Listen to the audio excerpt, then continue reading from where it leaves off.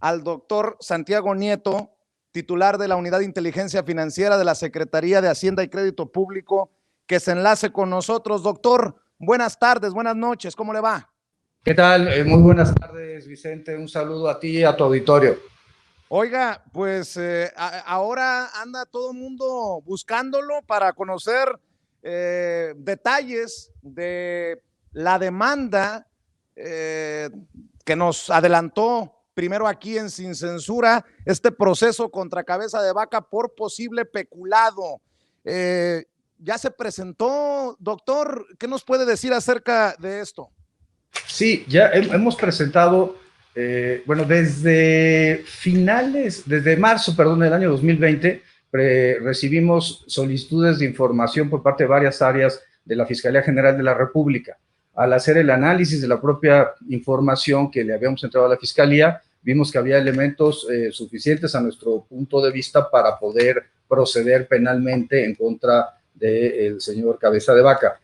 Al final del día presentamos 3 denuncias durante julio de 2020 en adelante, y después de la sección instructora, como lo comentamos hace unos días, después de la sección instructora, cuando hicimos público a petición del diputado presidente Pablo Gómez, de la sección instructora, la información respecto a este caso en particular, empezamos a recibir nueva información de posibles testaferros, prestanombres, nuevos ranchos, nuevas empresas,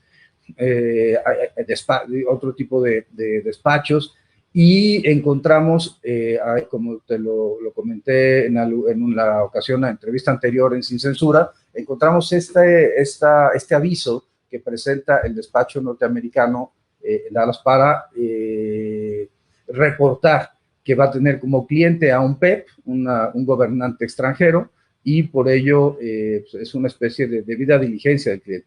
Y ahí vienen datos que son realmente importantes, que la esposa del señor Cabeza de Vaca presentó un depósito, hizo un depósito por $100,000 en efectivo, $100,000, es decir, 2 millones de pesos solamente como depósito, y tenían un cobro de $1,650 la hora a partir de este documento que vimos y que en su momento lo hice público en tu programa. ¿Por qué es importante esto? Porque en ese documento se señala que es el gobierno de Tamaulipas, la Casa de Gobierno de Tamaulipas, el lugar donde se firma el convenio, el contrato, y la sede, digamos, de la representación, el lugar, digamos, para oír y recibir notificaciones. Entonces, esta nos motivó a presentar una cuarta denuncia por peculado, en virtud de que están utilizando bienes públicos, la Casa de Gobierno, para fines privados, y finalmente, con toda la información posterior que se recibió en la unidad, pues se presentó una quinta denuncia por enriquecimiento ilícito, lavado de dinero, en los temas sobre todo vinculados con los campos de energía eólica y con la información proveniente del propio estado de Tamaulipas. Muchas ciudadanas y ciudadanos nos mandaron información quejándose de varias cosas, de la operación del propio gobierno del estado en temas ilícitos, y bueno, nosotros lo que hicimos fue conjuntar y entregar la información. Como se ha hecho público, la sección instructora señaló que se había acreditado el tema de defraudación fiscal, que fue el primero que fue presentado por parte de la Fiscalía General de la República, pero con ello fue aprobado en el Pleno el proceso de declaración de procedencia, y en este momento nos encontramos en esto. Mi punto de vista es que el señor Cabeza Vaca ya no tiene inmunidad constitucional y por tanto se puede proceder penalmente en su contra. Ahora, efectivamente, el artículo 111 de la Constitución pues, no ha sido interpretado por la Suprema Corte de Justicia cuando habla de la declaración de procedencia, y señala que se hará del conocimiento del Congreso del Estado para el trámite correspondiente. Y la pregunta es, ¿cuál es el trámite correspondiente? Yo creo que el que establece el artículo 84 de la Constitución de Tamaulipas. Dice, perdón, me voy a permitir leerlo, dice: en los casos de renuncia o muerte del gobernador o cuando se le declare con lugar a formación de causa, ya sea por violación a la presente Constitución o por delito del orden común, o ya por violación a la Constitución política de los Estados Unidos mexicanos y a las leyes que de ella emanen, en los casos de la competencia de las cámaras federales, Si ocurriera la falta dentro de los 3 primeros años, el Congreso local nombrará por el voto a un gobernador interino. Evidentemente, como estamos ya en la parte final de su administración, tendrá que ser un gobernador sustituto, pero esta es una parte, esto para mí es central. ¿Qué significa? Uno, ya no tiene inmunidad constitucional, por tanto se puede proceder penalmente en su contra, y dos, se habla de violación a la Constitución Política de los Estados Unidos Mexicanos, que fue precisamente el motivo de la declaración de procedencia. Por tanto, en casos de renuncia, en casos de muerte o en caso de que se le declare la procedencia en contra del gobernador de Tamaulipas, como es el caso en particular, entonces pues ya se puede proceder penalmente en su contra. Creo que esto sí. Déjame preguntarle, doctor, ¿y dónde está el gobernador? O sea, esa es la pregunta del millón. La gente abajo dice, pues el que nada debe, nada teme, pero pues pareciera que teme muchas cosas, cabeza de vaca, a pesar de que lo defiendan, dice su abogado que nada le pueden hacer, el propio presidente piensa que no hay fuero, pero también hay que decirlo, y no pretendo amarrar navajas, pero la Fiscalía General de la República sigue sin orden de arresto al gobernador de Tamaulipas. Entendiendo lo que me está diciendo, doctor, es un verdadero, pues, es un complejo caso porque si se puede judicializar, la pregunta es, ¿por qué no hay orden de arresto contra el gobernador? Y el gobernador, si no tiene nada que temer, ¿dónde está? Creo que es importante escuchar su opinión sobre estas cosas, doctor. Bueno, el gobernador no ha aparecido, efectivamente, eso es cierto. Creo que también es importante reconocer la labor de la Fiscalía General de la República, de cómo ha llevado Seido este caso en particular y cómo pues obtuvo en este momento la declaración de procedencia. Yo soy de la idea de que, insisto, ya no tiene inmunidad constitucional y si se libra una orden de aprehensión puede ser detenido, digamos, en donde se le localice. Pero creo que lo más importante es que tenemos que cumplir con el mandato del presidente López Obrador de combatir la corrupción, pero hay algo que es muy importante que hemos hablado tú y yo en algunas ocasiones. Hay que combatir la impunidad y la impunidad solamente se combate si llevamos a los responsables ante los tribunales. Creo que es el caso del ex senador Lavalle, el primer caso. Este es el segundo caso de este grupo denunciado incluso por el señor Emilio Lozoya. Creo que sí, son importantes estos casos porque además se trataba de una persona que había intentado romper de alguna forma el orden político en el país, había generado una alianza federalista, tenía una política agresiva en contra de las decisiones del presidente, sobre todo en los temas de energía eólica, no porque les interesaran las energías limpias, sino porque, como nosotros pudimos acreditar y como lo hemos estado planteando en las denuncias presentadas ante la Fiscalía General de la República, las empresas pues, en donde tenían donde tienen participación corporativa, los testaferros del señor Cabeza de Vaca contaban con información privilegiada del lugar donde sería construido el parque eólico, porque esa información la tenía la Universidad de Tamaulipas y ellos estuvieron haciendo trabajos para ellos. Constituyen las empresas, compran los ranchos y se van haciendo a través de una dinámica de adquisición personal de los ranchos donde se instalan finalmente los parques de energía eólica. No les interesa la energía limpia, lo que les interesa es el negocio, y eso, pues, en buen español, se llama corrupción. Y el presidente López Obrador ha sido muy claro, lo hemos platicado, él es un hombre genuinamente honesto, genuinamente austero, y el mandato que yo tengo de su parte es que denunciemos y llevemos a todos los casos ante la Fiscalía General de la República o ante la autoridad competente, puede ser el Consejo de la Judicatura Federal, puede ser el Poder Legislativo, puede ser el Instituto Nacional Electoral, la instancia competente para efecto de que se sancione a los responsables. Si no tiene fuero, como usted dice, Cabeza de Vaca, ¿es ya prófugo entonces? Bueno, en caso de existir una orden de aprehensión, la persona sería prófugo de la justicia. No tengo yo datos de que así sea, pero no tiene inmunidad constitucional y en caso de que tuviera una orden de aprehensión, pues podría ser detenido. Sería ilógico, doctor. Sería ilógico que la Fiscalía pidiera el proceso en la Cámara de Diputados y no se emitiera la orden de aprehensión. Me imagino que ante lo que estamos es que podría ser cuestión de tiempo para que Cabeza de Vaca se ha declarado prófugo de la justicia entonces. Bueno, yo creo que este asunto al final va a terminar llegando a la Suprema Corte de Justicia de la Nación. Hay una controversia constitucional ya planteada. Yo creo que es un asunto de interpretación del texto constitucional, pero creo que la parte fundamental es que hay que tener confianza en las instituciones. Y hay que tener confianza en la labor profesional que está desarrollando CEIDO. Lo que hizo, insisto, en este caso, lo que hizo CEIDEF en el caso de Lavalle, también frente a una denuncia que presentábamos por parte de la Unidad de Inteligencia Financiera. ¿Qué encontramos en ese caso de Lavalle? Pues los depósitos de 40 millones y la adquisición de bienes inmuebles, 6 bienes inmuebles, algunos en Campeche, una transferencia internacional de 19 millones, una cuenta de 30 millones. Es decir, teníamos un grupo, una información que, bueno, fue hecha del conocimiento del Ministerio Público, y el Ministerio Público finalmente consiguió pues la orden de aprehensión en contra del señor Lavalle. Yo creo que este segundo caso es fundamental, y creo que es importante escribir la historia de qué fue lo que sucedió. Tuvimos una serie de reformas constitucionales el sexenio pasado que estuvieron pues, manchadas por las redes de la corrupción en distintas materias, y una de ellas fue precisamente la energética.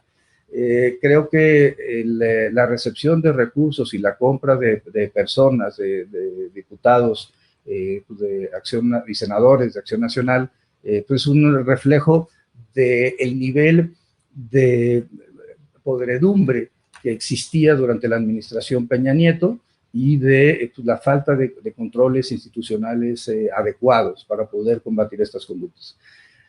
Pienso en Odebrecht, ¿no? Durante toda esa administración fuimos con Venezuela los dos únicos países que no procesamos a nadie por Odebrecht, y bueno, esto evidentemente ha cambiado en esta administración, y yo creo que pues, tenemos que seguir en esa dinámica de combate a la corrupción y a la impunidad. Déjeme preguntarle y dígame, por favor, a la hora que tenga que salir corriendo, porque le agradezco su generosidad, sé que tiene otros compromisos. Por favor, doctor, avíseme.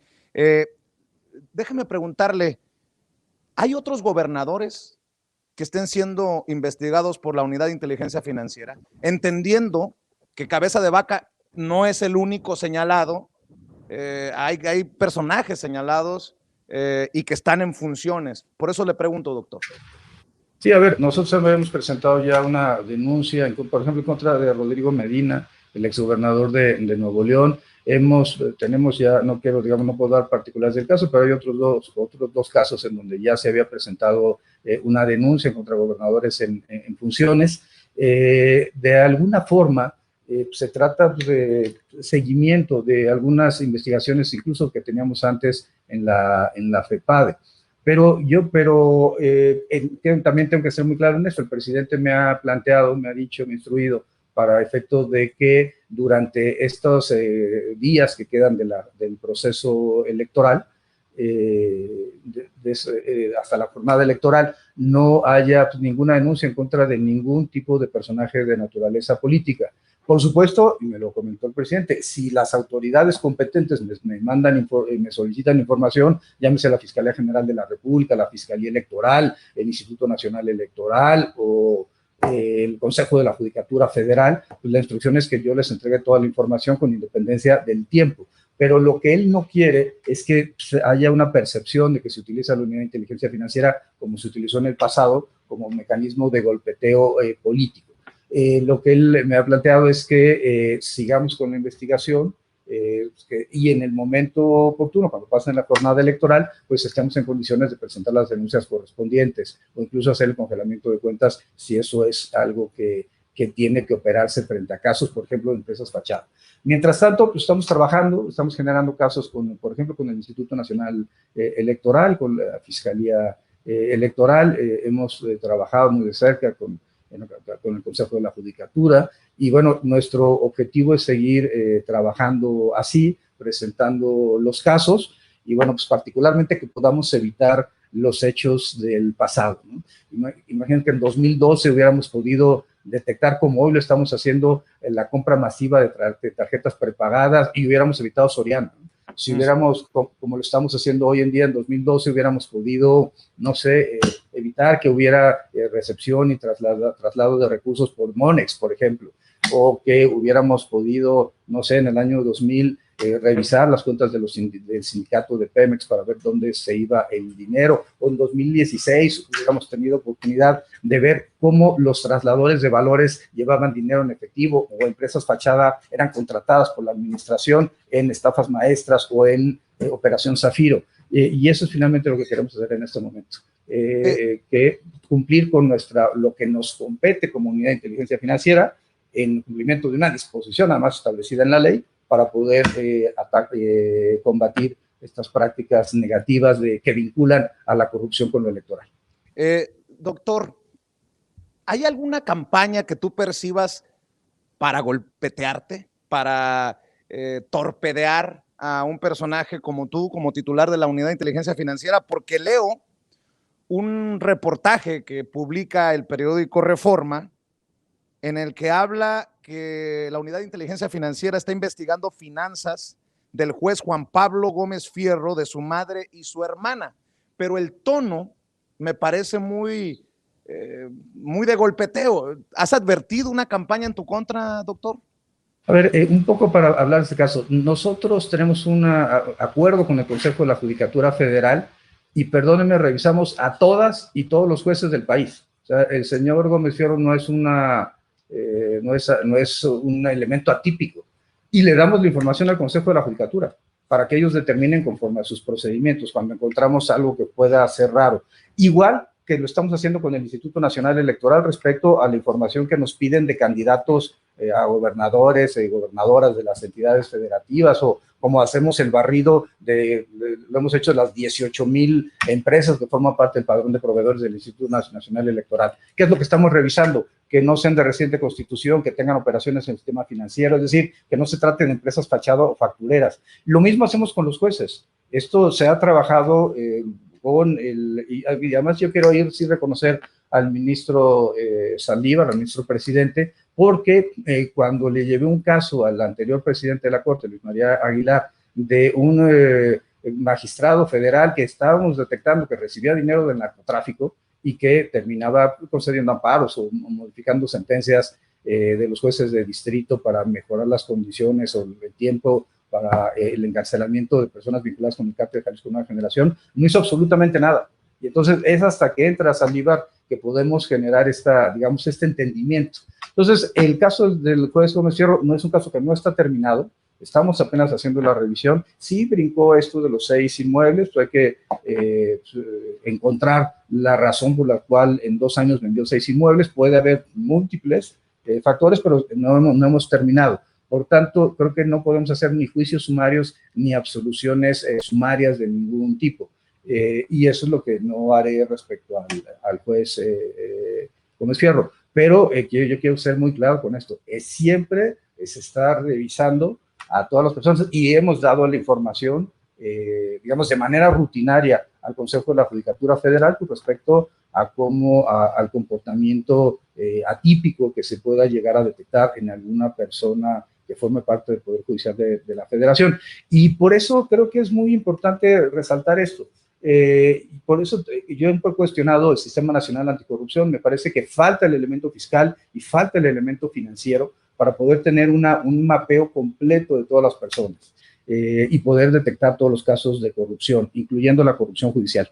El presidente nos ha planteado eso, que tengamos que revisar, hay que evitar que haya corrupción en el Poder Judicial. Lo ha dicho el propio ministro presidente Arturo Saldívar en su discurso, en sus informes. El mensaje es muy claro: no puede tolerarse la corrupción dentro del Poder Judicial de la Federación, dentro de los poderes judiciales locales. Lo ha dicho incluso el consejero jurídico de la presidencia, Julio Scherer, y nosotros estamos cumpliendo esa instrucción.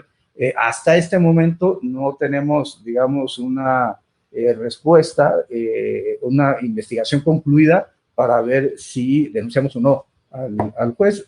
Desafortunadamente esto se hizo público. Hay que decir que nosotros le canalizamos la solicitud a la Comisión Nacional Bancaria de Valores y la Comisión Nacional Bancaria de Valores lo distribuye entre 2.500 entidades financieras en el país. Puede cualquiera de estas entidades financieras hacerlo público y desafortunadamente terminó esto en una nota de un diario de circulación nacional. Creo que pues es importante que midamos los tiempos, que vayamos analizando caso por caso y que, bueno, evidentemente, pero si hay algún tema de responsabilidad, la instrucción que yo tengo del presidente es clara, hay que presentar la denuncia ante la autoridad competente.